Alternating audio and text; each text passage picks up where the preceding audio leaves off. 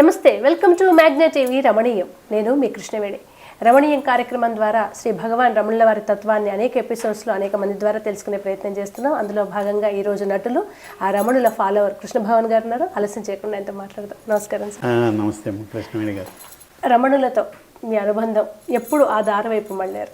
చిన్నప్పటి నుంచి మా చిన్నయ్య ద్వారా వాళ్ళ ద్వారా రమణ మహర్షి అనే పేరు వింటా ఉన్నామండి. నాకేం తెలియదు, కానీ ఆ పేరు వింటుంటే మట్టుకు ఒక వైబ్రేషన్ ఏదో జరిగేది, లేకపోతే ఎంతలా. తర్వాత ఇప్పుడు మనకి శరీరానికి ఏమన్నా గాయాలైతే ఆయింట్మెంట్ రాస్తాను చూసారా, అలా నాకు ఒక రకం ఇది వచ్చింది. కాలు ప్రాబ్లము, నడుము నెర్వ్ ఇది ప్రాబ్లం వచ్చింది. అది రావటం పాజిటివ్గా ఆలోచిస్తే రమణ మహర్షి తెలిసారు, ఇంకా పాజిటివ్గా ఆలోచిస్తే అంతకుముందే షిరిడి సాయిబాబా తెలిసారు. ఇలాగ అవధూతులు ఇవన్నీ రామకృష్ణ పరమహంస గారు, జిడ్డు కృష్ణమూర్తి గారు, ఇవన్నిటి గురించి తెలుసుకోవటం. ఈ దారిలోకి వస్తే ఇది కదా నిజం, ఇవన్నీ చాలామంది చేశారు, చనిపోతున్నారు, సంపాదిస్తున్నారు, పేరు వస్తుంది, పవర్ వస్తుంది, చనిపోతున్నారు. కానీ సాధించింది ఎప్పుడూ ఆనందంగా ఉన్నది వీరు కదా అనేది ఒకటి అనిపించింది నాకు. అదండి. ఇప్పుడు మామూలు వాళ్ళకి ఏముంటుందండి, ఇప్పుడు మిమ్మల్ని చూసి అబ్బా కృష్ణభవన్ గారిది లైఫ్ అంటే అసలు సినిమాలు, డబ్బులు ఇట్లా అనుకుంటారు. అందరు అంతిమ లక్ష్యం అయితే డబ్బు లేదా పేరు. కానీ అది పీక్స్లో చూసిన చాలామంది ఇది కాదు లైఫ్ అంటే అని స్పిరిచువాలిటీ వైపు, అవధూతుల వైపు, ఇలా రమణుల వారి ఆశ్రమాలు వెతుక్కుంటూ అక్కడ వెళ్ళి అక్కడ ఏదో ప్రశాంతతను ఫీల్ అవుతున్నారు కదా. అలా రమణాశ్రమంలో మీరు ఫీల్ అయింది ఏంటి? రమణాశ్రమం వెళ్ళాక ఒక థ్రిల్ ఫీల్ అయ్యానండి. వెళ్ళటమే చాలా ఎక్సైటింగ్గా వెళ్ళాను. చాలా కాలం నుంచి చదువుతూ ఉన్నాను. ఎప్పుడు నేను రమణాశ్రమం అందరూ చూశారు, అంటే ఆయన గురించి తెలియని వాళ్ళు కూడా వెళ్ళి చూశారు. నేను వెళ్ళబోతున్నానేంటి అని అనుకుంటా ఉన్నాను. సడన్గా ఒకసారి అన్ని టక ఏర్పాట్లు చేయండి, రమణ మహర్షి ఏర్పాట్లు. ముందు తిరుపతి వెళ్ళి చిట్టుబాబు గారు, నేను, నా వైఫ్ అక్కడి నుంచి అక్కడికి వెళ్తే అక్కడ ఉండడానికి ఏర్పాట్లు. శేషాద్రి స్వామి అని ఉండేవారు రమణ మహర్షి దగ్గర. ఆశ్రమంలో దిగాం ఫస్ట్, అక్కడ ఏదో ఇది అని చెప్పి మళ్ళీ ఇంకో రూమ్లో దిగాం. అన్నీ బాగున్నాయి. అరుణగిరి ప్రదక్షిణ చేసాం. ఒక రాత్రి 2 అయిందండి. నాకు నడక ప్రాబ్లం ఉన్నాడు చేసి ఆయన, అంటే రమణ మహర్షి గారు నా వైఫ్ హెల్ప్ చేసి ఇలా చేశారని. అవన్నీ చాలా థ్రిల్లింగ్. ఆయన ఇలా వచ్చి దిగేవారు కాదు, ఇక్కడ కూర్చునేవారు కాదు. వాళ్ళ మదర్కి ఇక్కడ ఆయన మోక్షం ఇచ్చారు, మాతృభూతేశ్వరాలయం, అది తర్వాత ఇది అన్నీ చూసామండి. హాల్లోకి వెళ్తే అందరూ మెడిటేషన్లో ఉన్నారు, ఫారినర్స్. ఆయన మంచం మీద అలా కూర్చుని ఉండేవారు కదా, చూస్తున్నాను. నాకు కూర్చుని లేవాలి, ఇదంతా కొంచెం ఇబ్బందిగా ఉంది ఆ పరిస్థితులు. అప్పుడు వెనక్కి చూస్తే డోరు పక్కకి స్టూల్ ఉందండి, దాని మీద కూర్చున్నా. ఇది ఎవరు పెట్టారు? అప్పుడు తెలియలే. బయటకు వచ్చాక నా ఒక్కడికే స్టూల్ ఉందేంటి అని. అంటే ఇది మామూలు వాళ్ళకి మామూలు, ఏ కోఇన్సిడెన్స్ని ఇలా మిరాకిల్ అనుకుంటున్నాడు అని అనుకుంటారు. నాకైతే మిరాకిల్. అక్కడ ఉండవు నిజంగా, హాల్లో అసలు ఉండవు, అందరూ కింద కూర్చొని. భోజనానికి కూడా అతను ఎవరో తమిళ అతను వద్దు అన్నారు. అక్కడ డాక్టర్ గారిని అడిగితే ఫస్ట్ భోజనానికి వెళ్ళింది మేమే హాల్లోకి. ఆయన భోజనం చేస్తున్న ఫోటో అక్కడ ఉంటుంది, ఆయన అక్కడ కూర్చునేవారు. అక్కడ ఇవన్నీ చూడటం, గోలక్ష్మి, జింక, కుక్క, ఇవన్నీ ఆయన దగ్గర ఉన్నాయి కదా. కుక్క అందరికీ విజిటర్స్కి చూపించి వచ్చేది తీర్థయాత్రలు. చాలా థ్రిల్ ఫీల్ అయ్యానండి. మళ్ళీ వెళ్ళాలని అనుకుంటున్నాం. తప్పకుండా ఆయన సంకల్పం అంతా ఆయన తలుచుకుంటే ఆయన తీసుకువెళ్తారు. మీరు ఇప్పుడు సాధారణంగా రమణుల చరిత్ర చదివితే అత్యంత ఆశ్చర్యం కలిపి, ఆయన మెడిటేషన్లో ఉన్నప్పుడు చెదలు తోడ తెలుస్తుంటే ఆయన చలించకపోవడం, అసలు ఎటువంటి అనస్థీషియా లేకుండా ఆయన చేయికి సంబంధించి సర్జరీకి ఒప్పుకోవడం, ఇవన్నీ నేను అనే బాడీ కాన్షియస్ నుంచి బయటకు వస్తారు కదా ఆయన. అది మీరు చాలా పెయిన్ మీ లైఫ్లో తీసుకున్నారు. ఈ రమణతత్వాన్ని ఎట్లా తెలుసుకోవడం వేరు, అప్లై చేసుకోవడం వేరు లైఫ్కి. అప్లై చేయడంలో ఎంతవరకు సక్సెస్ అయ్యారు? అప్లై చేయగలిగితే ఇంకా అంతకన్నా ఏముందండి. చెయ్యి మామూలు మనుషులు మాట్లాడుకుంటాం, థ్రిల్ ఫీల్ అవుతాం, కళ్ళం నీళ్ళు వస్తాయి, ఒక జలధరింపు వస్తుంది. అది అయిపోయిన తర్వాత మళ్ళీ మాయలో పడిపోతుంటాం. ఆ సినిమా డబ్బులు వచ్చినాయి, ఏదో మొత్తానికి ఇందులోనే కొట్టుకుంటాం. అయితే ఏంటంటే కనీసం ఈ టచ్లో కన్నా వచ్చాను, ఇది కదా నిజం. పోనీ నాకు ఏదైనా జరిగింది అనుకోండి, రమణ మహర్షి ఉన్నాడు కదా, షిరిడి సాయిబాబా, రామకృష్ణ పరమహంస, ఇవన్నీ అవధూతులు, ఈ సైడు నాకు ఇంట్రెస్ట్ ఎక్కువ పెరిగింది.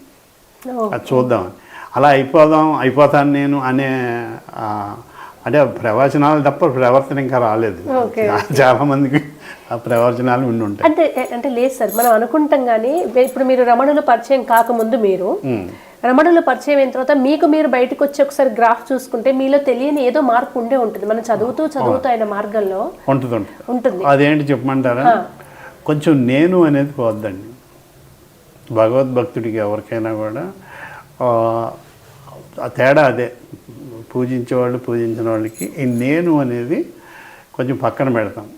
అప్పుడు తిట్లు పొగడ్తలు ఒకలా అనిపిస్తుంటాయి. అది ఒక్కోసారి ఆ పర్టికులర్ మూమెంట్లో అనిపించకపోయినా తర్వాత కూడా అనిపిస్తాయి. నాకు కోపం రాకూడదు అనుకుంటాను, కోపం వచ్చేసింది. మీరు ఏదో లేట్గా వస్తా అన్నారు, ఏంటంటే నేను రెడీగా ఉన్నాను, మళ్ళీ బయటికి వెళ్ళాలి, నాకు కోపం వచ్చేసింది. చూసి అబ్బా ఇది ఎంత పడ్డాను కోపం. తర్వాత అన్నా తెలుస్తుంది.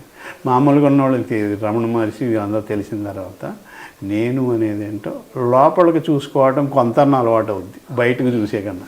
ఓకే, మామూలుగా అయితే చాలా మంది చేసి నేను చేసిందే కరెక్ట్ అని ఫిక్స్ అయిపోతారు.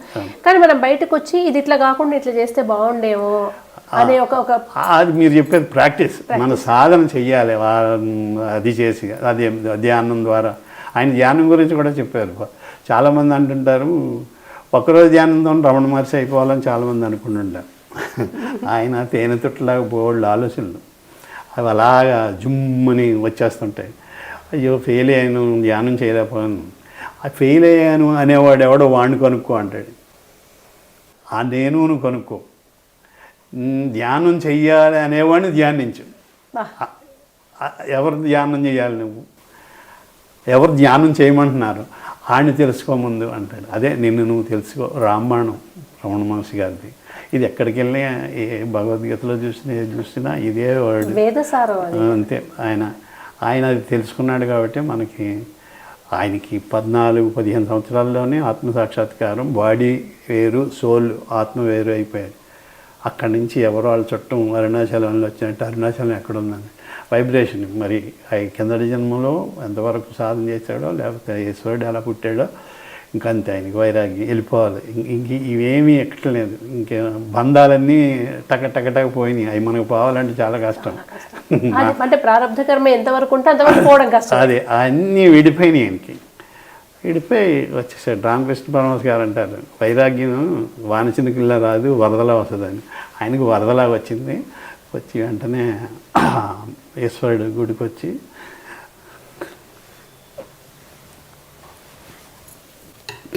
అలాగా ప్రదక్షిణ. ఇది మీకు తెలిసినవి, అందరికీ తెలిసినవి, నాకు కూడా తెలిసినవి, అంతే. లేదు సార్, నేను ఎందుకు అందరికీ తెలియదు.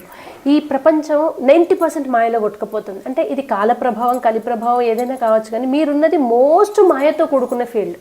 అందం కనిపిస్తుంటుంది, డబ్బు కనిపిస్తుంటుంది, దారుణమైన విలాసాలు కనిపిస్తుంటాయి. అవన్నీ ఒక మత్తులో ఇలా మనం లూపుతుంటాయి. కానీ మీరు ఆ మత్తును కాదని ఈ ఆధ్యాత్మిక మత్తు వైపు వచ్చారు. ఈ మత్తుకు అలవాటు పడ్డవాడు బయటికి రావాలనుకోడు, రాలేడు. వచ్చిన ప్రశాంతంగా మనం ఉండలేం కదా. ఏమో చూడాలండి మరి అదంతా. అంటే ఇలా ఎక్సైట్ అవుతుంటాం. ఇంకోటి ఏదైనా చెప్పినా ఎక్సైట్ అవుతాం. సినిమాలో కమల్ హాసన్ గారు ఎవరో చేసింది, దాంట్లో శ్రీరంగ గారు చేసింది, అంటారు రామారావు గారు చేసింది, ఏదో ఎక్సైట్ అవుతుంటాం. ఇలా ఎందుకు స్పందిస్తాం అనేది. అలాగే షిరిడి సేవ గారు అక్కడ సమాధికి వెళ్ళినా కొంచెం ఇది వస్తుంది. అయితే మీరు అన్నట్టు ఈ మాయా ఇది నమ్ముకున్న వాళ్ళది నిజం. ఇప్పుడు ఇదంతా అబద్ధం అనేవాళ్ళు, ఇది పిచ్చి, అదొక మత్తు, ఇదొక ఎక్కువ అని ఫీల్ అయ్యేవాళ్ళు, ఇది నిజం. నాకు ఇది నిజం అనిపించింది. రమణ మహర్షి గారు, రామకృష్ణ, షిరిడి సాయి గారు, ఈ అవధూతలు చెప్పింది వాళ్ళ పొందుతున్న ఆనందం. అవును. ఎందుకంటే ఇదంతా కాకుండా ఏదో ఉంది కదా. సో ఇంత ఉన్నా మనం ఎటో పోతున్నాం. అంత అయిపోయిన తర్వాత మరణించి ఎటో పోతున్నాం. ఆయన ఏదైతే జ్వరం వస్తే నేను చనిపోతానేమో అని ఒక భయం పట్టుకొని మరణాన్ని స్వీకరించి అప్పుడు ఎప్పుడైతే ఆయన మోక్షాన్ని రుచి చూసి వచ్చేసారు రమణుల వారు, ప్రతి వ్యక్తి అది ఎక్స్పీరియన్స్ అవ్వాలి ఈ భూమి మీదకి. ఎందుకంటే గొప్ప మానవ జన్మ సార్ మనది. ఎన్ని దాటి ఇదే ఎత్తుంటాం పంచభూతాత్మక శరీరం. సో పూర్వజన్మ ప్రారంభం మిమ్మల్ని అటువైపు లాక్కు వెళ్ళింది. చాలా తక్కువ మందిని తీసుకువెళ్తుంది. అందులో ఆ రేషియోలో మీరున్నారు. ఏమో ఎంతవరకు ఉంటాం, కానీ ఉండాలని మట్టుకు ఉంది. అది తెలుసుకోవాలి, ఆ ధ్యానంలో ఉండాలి అనేది ఉందండి. ఆయన మనోనాశనం కావాలన్నాడు. అంటే ఆలోచనలే మనసు. వారు చెప్పు మనసు వేరు, ఆలోచనలు వేరే ఉన్నాయనుకుంటారు కదా. మనం ఏం ఆలోచిస్తున్నామో అది మనసు. ఆ మనోనాశనం కావాలన్నాడు ఆయన. మనోనాశనం కావాలంటే ఎంత కష్టం అండి. అది ధ్యానంతోనూ మెడిటేషన్తోనూ నిత్య ధ్యానం. అది జిడ్డు కృష్ణమూర్తి గారు నిత్యం ధ్యానం అంటే ఒక గంట చేసేది కాదు, ఇంకెప్పుడు నీ కంటిన్యూస్ అది ఫ్లోలో వెళ్ళాలి. మొదలెడితే ఇది ఏమో తైల దారిలాగా వెళ్తుందని రమణ మహర్షి గారు చెప్పారు. ఆ మనోనాశనం జరిగితేనే మీరు దేనికి చెల్లించరు. అది మనకి మనసు ఉన్నంతసేపు అది కావాలి ఇది కావాలి భయాలే మొత్తం జిమ్మిక్కంతా అక్కడే వారు చెప్పింది. మీరు ఈ పెయిన్ని లేదా ఎప్పుడైనా సిచ్యువేషన్ వచ్చినప్పుడు ఇప్పుడు అప్లై చేస్తా, నేను ఇంత బాధలో ఉన్నా కదా, ట్రై చేద్దాం, నేను ఎన్ని రోజులు సాధన చేసినా కదా, నేను అప్లై చేస్తాను అనుకోని అప్లై చేసిన సందర్భం ఉందా ఎప్పుడైనా రమణతత్వాన్ని? లేదండి, ఏదో ఇంకా ఇదే అడుగుతాం తప్ప పిల్లలం కదా, ఏంటిది మమ్మల్ని నడిపించు, అంత పాపం చేసామా అని అనిపిస్తుంది కదా, చేసామేమో అనిపిస్తుంది అంతే తప్ప అది దాన్ని కూడా అడిగేవాడు ఎవడని తెలుసుకోమంటాడు. ముందు శరీరమే నువ్వు కాదని చెప్పిన ఆయన ఇది నీ మనసే నిన్ను అడుగుతుందని. ఈ మనసు చేసే విచిత్రాలు చాలా అని చెప్పారు. ఓ సినిమా స్క్రీన్ ఉందండి, ఆ స్క్రీన్ మీద ఒకరోజు వరదలు వచ్చే సినిమా వేశారు. పిల్లోడు కొట్టుకుపోతున్నాడు, అమ్మాయి ఈడిపోతుంది, మనం చాలా బాధపడిపోయాం థియేటర్లో చూస్తూ. అది వెళ్ళిపోయింది. తర్వాత ఒక కామెడీ సినిమా వచ్చింది జంజాల్ గారి దేవుడు, నవ్వుకున్నాం. మళ్ళీ తర్వాత ఇంకొక డ్రామా సినిమా, కొడుకులు తల్లిని బాధపెట్టి చాలా బాధపడ్డాం, అదేం కొడుకులేదు. కానీ ఇవన్నీ వస్తున్నాయి పోతున్నాయి, తెరమట్టుకు అలాగా ఉంది. అది ఆత్మ. ఇవన్నీ వచ్చిపోతున్నాయి. ఏది ఒకరోజు సంతోషం, ఒకరోజు ఏడుపు, ఒకరోజు బాధ, ఒకరోజు ఆందోళన, ఇవన్నీ వచ్చిపోతున్నాయి. తెర మీద వచ్చిపోతున్నట్టు పోతున్నదే మనసు అని చెప్పారు. నాకు తెలిసి, నాకు అర్థమై, మీకు ఇంకెక్కడ అర్థమైతే చెప్పండి. లేదండి, అది అల్టిమేట్ కదా. మీరు చెప్పిన తత్వం, మనం బిఫోర్ ఇంటర్వ్యూ మీరు మాట్లాడిన మాటలన్నీ కూడా చాలా డీపర్ వే. రమణుల వారితే అసలు రమణుల వేదాంత సారమే రమణులో ఎవరైనా చెప్పింది. అది మీరు చాలా డీపర్ వేని చాలా సింపుల్గా చెప్పిన ఉదాహరణలు మనకు ఇంటర్వ్యూ ముందు మీరు మాట్లాడినవన్నీ కూడా. నొప్పి ఎక్కడి నుంచి వచ్చిందని ఒకరు మిమ్మల్ని అడిగితే అది నిజంగా ఎగ్జాంపుల్ మా ఆడియన్స్కి కూడా ఒకసారి, అంటే ఇదేదో పెద్ద తత్వం, ఇదేదో పెద్ద అర్థంగా ఉంది కదా, దాన్ని చాలా సింపుల్గా చెప్పేదే కదా, అది నాకు ఒకసారి మళ్ళీ. అది నేను చెప్పానని కన్నా ఒక మా కో ఆర్టిస్ట్ పెద్ద ఆయన బాగా చదువుకున్న ఆయన నాకు రాత్రంతా పంటి నొప్పి వచ్చిందయ్యా, మీరు రమణ మహర్షి ఏమంటారు అని. ఆయన అంత చదువుకుని నన్ను అడిగేది, ఇదేంటి రమణ మహర్షి ఇలా ఆడిపించి దీనికి ఏం చెప్పాలి నేను, పన్ను బాధపడమని మిమ్మల్ని అడిగిందా అండి అన్న. అదేంటి నా పన్ను కదా, నా వేరు పన్ను వేరు కదండి, పన్ను ఊడిపోయినా మీరు ఉంటారు కదా. ఉంటాను. ఇదే నొప్పి మీ ఫ్యామిలీలో ఎవరికి కార్లు వెళ్తుంటే యాక్సిడెంట్ అయ్యిందంటే ఉంటుందా అన్న. ఎందుకు ఉంటుంది, ఉండదు, దాని మీద పోద్ది కదా. ఇదే నొప్పి ఒక 4 పెగ్గలు వేస్తే ఉంటుందండి అన్న. ఉండదు, నొప్పి మనకు కదా పెగ్గలు వేస్తాం అన్నట్టుగా చెప్పాను. ఇదే నొప్పి ఇప్పుడు కార్వాన్ దిగాం షూటింగ్కి, ఒక పెద్ద పులి ఎదురైంది, ఉంటుందండి, తప్పించుకొని చూస్తే కానీ నొప్పి ఎక్కడ ఉంటుంది. అంటే మనసు దీనికన్నా మించింది ఏమంటే దాని మీద పోతుంది, నొప్పి ఉండలేదు కదండి. ఆ నొప్పి ఓన్లీ మనసు క్రియేట్ చేసేది ఎక్కువ ఉంది. రమణ మహర్షి గారికి, జీసస్ క్రైస్ట్కి, శ్రీ సేవ గారికి ఎవరికి మనసు లేదు.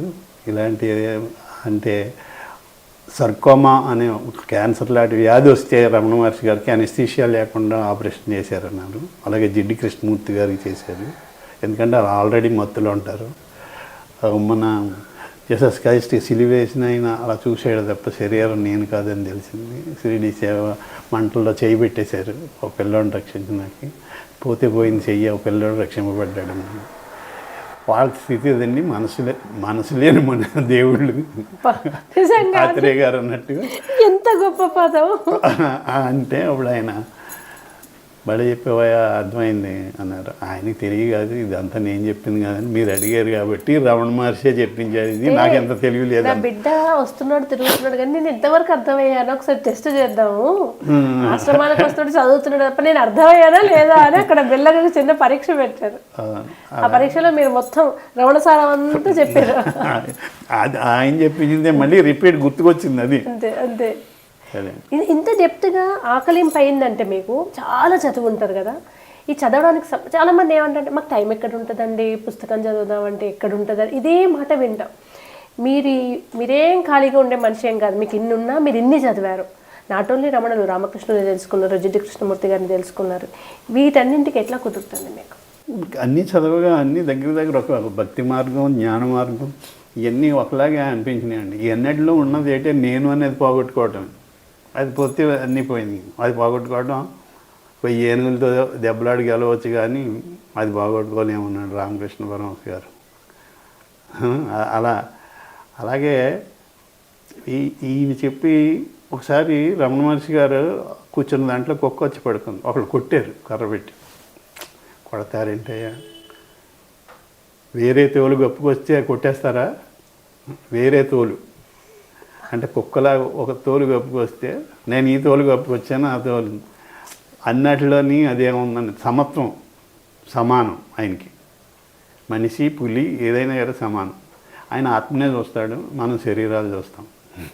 మీరు ఇంతకుముందు ఒక గొప్ప మనసు లేని దేవుడు అన్నారు కదా. మామూలుగా మనం అసలు నీకు మనసే లేదయ్యా, ఆయనకు మనసు ఇట్లా అంటారు, కానీ అది లేని స్థితి అంటే ఇంక అంతకు మించి కావాల్సింది ఏముంది? మనకు ఉన్నదంతా మనసే కదా. ఇప్పుడు ఎంత చేస్తాం రేపు ఇంటర్వ్యూ ఇదే. ఏమండి పేరు ఎలా వచ్చి కామెంట్స్ ఏమొచ్చినాయండి?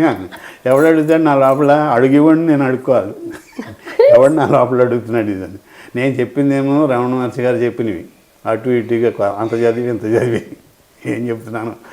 అది మళ్ళీ ఏమొచ్చింది కామెంట్స్ అన్ని కృష్ణవేణి గారు అని మళ్ళీ నేను మిమ్మల్ని అడిగితే చాలా మంచి రెస్పాన్స్ వచ్చిందని, మీరు ఇంటర్వ్యూకి ఎంత పేరు వచ్చిందని, నేను అని మీరు, నేను అని నేను, ఇలా పొగుడుతుంటే బాగుంటుంది కదండి.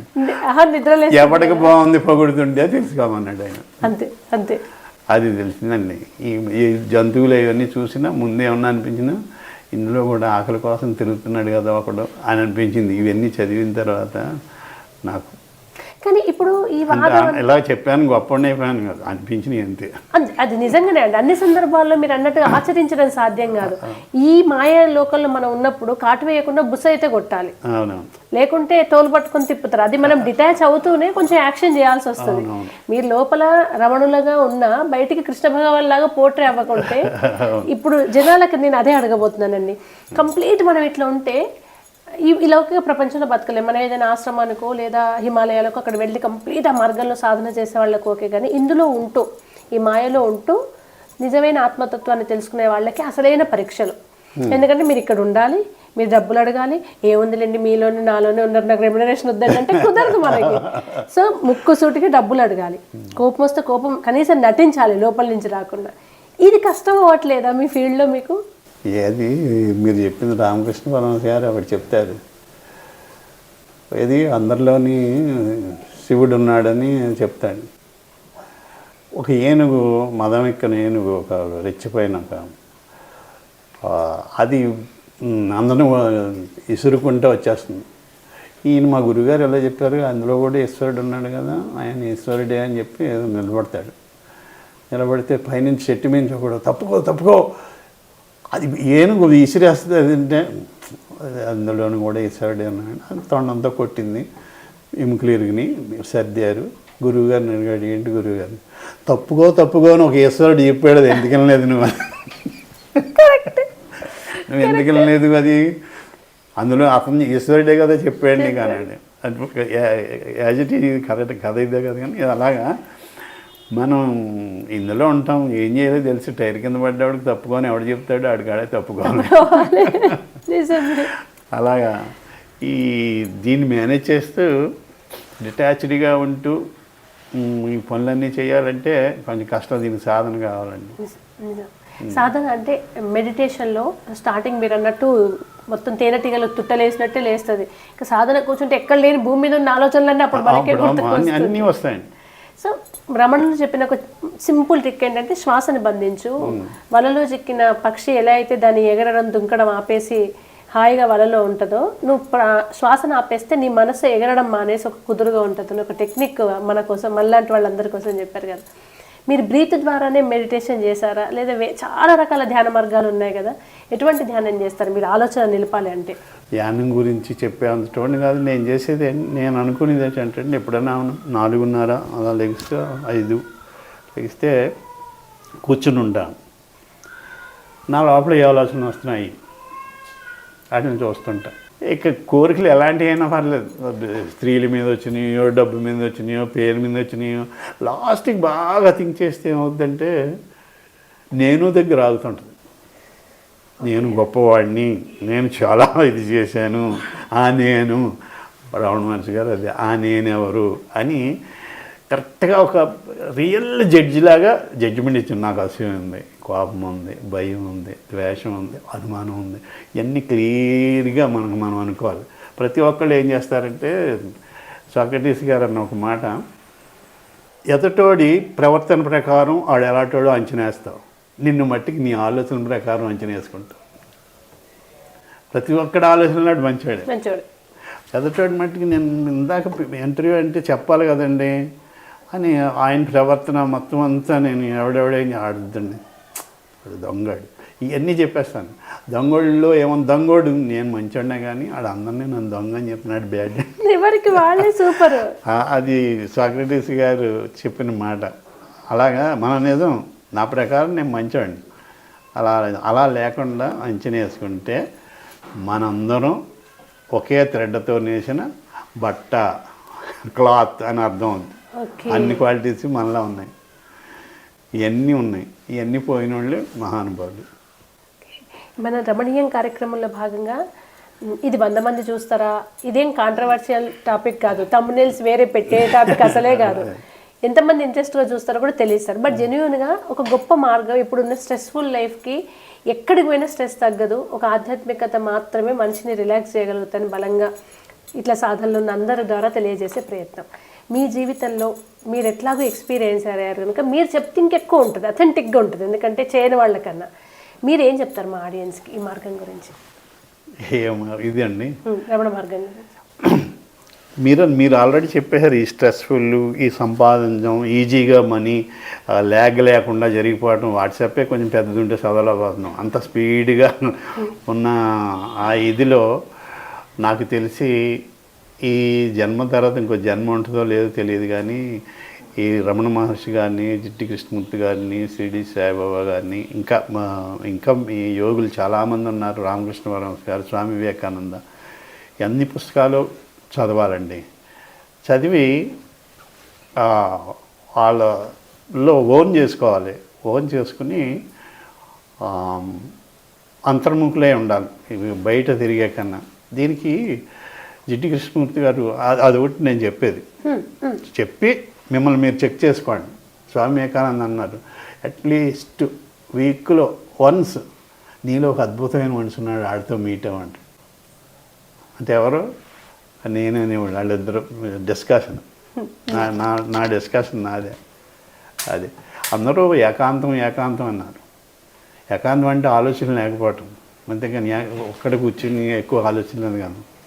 అలాగే జిడ్డి కృష్ణమూర్తి గారు ఈ సందర్భంగా చెప్తున్నా, ముఖ్యంగా నాకు అప్పట్లో ఏం పెద్ద తెలియలేదు, కానీ లాఫ్టెడ్ లెగ్ అన్నాడు. అంటే ఒక కాలు పొడుగు అయిపోయింది, ఒక కాలు కొరస అయిపోయింది మనిషికి. టెక్నాలజీ పెరిగి ఒక కాలు కొరస, ఒక కాలు పొడుగు అయిపోయింది. ఎందుకంటే మనిషి ప్రిమిటివ్ మ్యాన్గా ఉన్నాడు. అసూయ, కోపం, ద్వేషం, హేట్రెడ్, అన్నీ హీనగుణాలు, అన్నీ ఫైటింగు, కులం, మతం అన్నీ ఉన్నాయి. టెక్నాలజీ పెరిగిపోయింది. దాన్ని ఏం చేస్తున్నాడు? మిస్యూజ్ చేస్తాడు. అర్థమైంది? ఈ గుణాలతో టెక్నాలజీ చేతిలో అవును. ఇంకా అప్పుడు ఏముందండి, ఇంక తర్వాత నుంచి మనకు బ్రెయిన్ పనే లేదని చెప్పాడు ఆయన. మోసం చేయటమే, మీ అకౌంట్లో నేను లాగేది ఇవే ఉన్నాయి లోపల. రమణ మహర్షి గారు ఆ వేకి వెళ్తే అసలు ఈ సెల్ ఫోన్ అక్కర్లేదు, ఎవరితో మాట్లాడవలసిన పని లేదు, మౌనమే నా భాష అన్నారు. ఒకసారి మీకులాగా ఎవరో ఆల్ ఇండియా వాళ్ళు రికార్డ్ చేయడానికి వచ్చారు రమణ మహర్షి గారిని. నా భాష మౌనం కదా, ఎలా రికార్డ్ చేస్తారో వాళ్ళు అన్నట్టు ఆయన అది సత్యం చెప్తూ చిన్న జోవియల్గా ఉండేది. ఒకసారి కుంటి కోతిని ఆయన తీసుకుని వెళ్తే, తర్వాత నువ్వు రాజు అవుతారా అంటే ఆ కోతులను తీసుకుని ఆ కుంటి కోతి వెళ్ళిపోయింది. తొండి ఏదో అంటారు. వెళ్ళిపోతే ఒకళ్ళు అడిగారు, మనుషులు ముట్టుకున్న కోతిని మిగిలిన కోతులు వాళ్ళ గుంపులోకి రానివ్వు కదండి, ఇది ఎలా వెళ్ళింది ఇది అని. నన్ను కోతి అనుకుంటున్నాయేమో అయ్యాను. ఎంత ఇదండి, సన్యాసి అంటే కోతి అని చెప్పాడు ఆయన. మనం కాదు, బిడ్డను పెంచుద్ది, పెరిగి వెళ్ళిపోద్ది, ఉన్నది తింటుంది, ఆ చెట్టు మీద పడుకుంటుంది, అది కదా సన్యాసం. మీరు నేనేంటి ఇక్కడికి వచ్చి భక్తులు అన్నట్టు. ఇంకా ప్రతి దానికి చెప్పారు ఆయన. ఏమి మన మనసు గురించి కూడా ఆయన చెప్పేది ఉంది. ఎందుకంటే మీరు అడగకపోయిన చెప్తున్నది, మీరు పడుకున్నారు, నిద్రపోయారు, మీరు తెలుగువారా, తమిళియనా, మంగోలియనా, రష్యన్నా ఏమీ తెలియదు, నిద్రపోతున్నా. ఆడ మగ కూడా తెలియదు. లేచాక నేను ఎంటర్ అవుద్ది, మనసు ఎంటర్ అవుద్ది. నేను కృష్ణ భగవాన్ని, నాకు ఈ భార్య, ఈ పిల్లలు, ఈ ఆస్తులు నేను మీకు చూపించాలి. ఆడు వాచ్మెన్ అయితే వాచ్మెన్ వేసి ఇప్పుడు వాళ్ళు తిడతారు, ఇంత లేట్ అతనికి ఇగో పాపం వాళ్ళ మనసు పడుకుని అదే మనకు చెప్పారు, నిద్రేందు ఇద్దరు ఒకటి అని చెప్పారు కదా. అలాగే ఈ సూర్యుడు మళ్ళీ అందరి మీద సమానంగానే పడుతున్నాడు కదా. కాకపోతే లిగ్గాని మనకు మనసు ఎంటర్ అయ్యి ఇన్ని మతలబులు చేస్తుంటుంది అనమాట. అది అహం. అదే సమస్త సృష్టిని విస్తృతంగా చేసి ఆ మాయలో పడుండి అంత చేయడానికి మీరు అన్నట్టు ఇందాక అడిగితే ఈ రమణ మహర్షి గారు ఏదైతే ఈ కొంచెం తగ్గుతాయేమో అనిపిస్తుంది. ఒకసారి హర్ట్ అయినా అది భగవంతుడికి ఏం తెలియదు, నేను తప్పు చేశాను కదా, ఆ మాట అనకూడదు. ఈ చెకింగ్ మొదలవుద్దని నా ఉద్దేశం. భగవంతుని విషయంలో చాలామంది మిరాకిల్స్ చూస్తారు. ఇప్పుడు వెంకటేశ్వర స్వామి, అమ్మవారు, రాముడు, శివుడు, ఇవి. కానీ రమణులు వీరంతా అవధూతలు. వాళ్ళు కాలం చేసి భౌతికంగా మనతో ఉండకుండా ఆ ఎనర్జీ ఫాలో అవుతున్న వాళ్ళందరికీ తెలుసు. ఇప్పుడు మీరు కాన్షియస్ అయ్యి ఉంటారు, నేను ఫీల్ అయ్యి ఉంటాను. మీరు అంటే రమణులు ఉన్నారు నా వెంటే, రమణులు నాకు ఏదో చెప్తున్నారు, రమణులు నా కష్టం చూస్తున్నారు అని మనం ఖచ్చితంగా ఎక్స్పీరియన్స్ అయ్యి ఉంటాం కదా. ఎనర్జీని మీరు ఎట్లా ఫీల్ అవుతారు? రమణుల ఎనర్జీని ఏదైనా సందర్భంలో మీరు ఫీల్ అయ్యారా, రమణులే చేశారు ఇది నాకు అని ఫీల్ అయిన సందర్భం, గ్రాటిట్యూడ్తో ఎప్పుడైనా ఉందా? ఇప్పుడు ఇంటర్వ్యూకి మీరు నన్ను ఎంచుకోవడమే రమణులు చేశారు. రమణులు చేశారు, అది నిజం కూడా, రమణులే చేశారు కదా. లేకపోతే నేను ఎవరిని అంత మాట్లాడేంత ఇది నాకు లేదు, వాక్చతురత, ప్రవర్తన లేదు. ఊరికే వారిని చదువుతూ అనేది ఒక ఆనందం. అయితే ఒక మిరాకిల్ ఒక్కటి సడన్గా చెప్పలేను, కానీ ఆయన పుస్తకాలన్నీ నేను కొనకుండా వచ్చినాయి. నేను పలానా పుస్తకం కావాలి, అదే భారతదేశంలో నా రహస్య అన్వేషణ, పాల్ బ్రెంటన్ గారిది సీక్రెట్ ఇది ఇన్ ఇండియా, అంటే కరెక్ట్ కదా అది. ఆ బుక్ కావాలనుకుంటే ఆ బుక్ ఎవరు ఇచ్చేవారు. ఏమంటే 2 రమణ మహర్షి పుస్తకాలు ఉన్నాయని ఇక్కడే మీకు ఇవ్వాలనిపిస్తుంది అని చెప్పి ఇచ్చారు. అలా కొన్ని చాలా పుస్తకాలు అయినవి వచ్చినాయి. అది వచ్చినప్పుడల్లా ఆనందం. అయిపోకుండా కొంచెం కొంచెం చదువుతుంటాను, అయిపోతే మళ్ళీ ఏం చదవాలని మళ్ళీ తిరిగి చదువుతుంటాను. కొన్ని అర్థం అవుతాయి, కొన్ని అర్థం. ఈ ఫోటో కూడా మీకు ఆశ్రమం నుంచి ఎవరో ఇచ్చింది అన్నారు కదా? అవును, ఆశ్రమంలో కొన్నాయండి, మా జనవరిలో మొన్న. ఓకే. అక్కడ భోజనం చేస్తున్న ఫోటో ఒకటి పంపించారు అక్కడి నుంచి. జలంధర్ అని ఆయన అవన్నీ చూపించారు. ఆయన ఎవరో తెలియదు నాకు, మా ఫ్యామిలీకి మొత్తం అన్ని దగ్గర చూపించాడు. అది మిరాకిలేగా, కూర్చోవటం మిరాకిల్ కదా. నాకైతే మిరాకిల్. ఇబ్బంది అయితే ఆ బండ మీద ఉండడం, అది తర్వాత వెళ్తే ఆ బండ లేదట. సిట్టుబాబు గారు చెప్పారు, రాజబాబు గారు తమ్ముడు సిట్టుబాబు గారు యాక్టర్, ఆయన వెళ్ళాడు. మళ్ళీ నేను కూర్చున్నది లేదు అక్కడ అన్నాను. అది పెద్ద రాయి తీసేసేది కాదు అది. ఇవన్నీ ఆ కోఇన్సిడెన్స్లు అలా చెప్తారు. నేనే చాలామందిని అనుమానించే మనిషిని, ఈ నిజమేనా కాదా అని.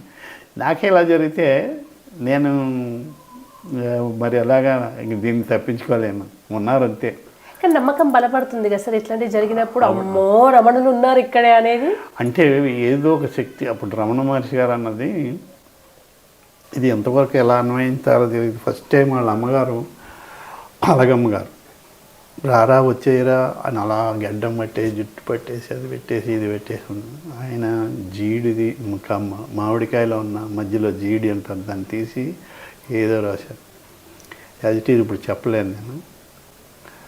జరిగేది జరగకుండా నువ్వు ఎంత ప్రయత్నం చేసినా జరిగే తీరుతుంది. జరగనిది జరగాలి నువ్వు ఎంత ప్రయత్నం చేసినా జరగదు. కాబట్టి మౌనంగా ఉండటం ఉత్తమం. ఫస్ట్ ఆయన రాసింది. ఇంకా మౌనంగా ఉందామండి.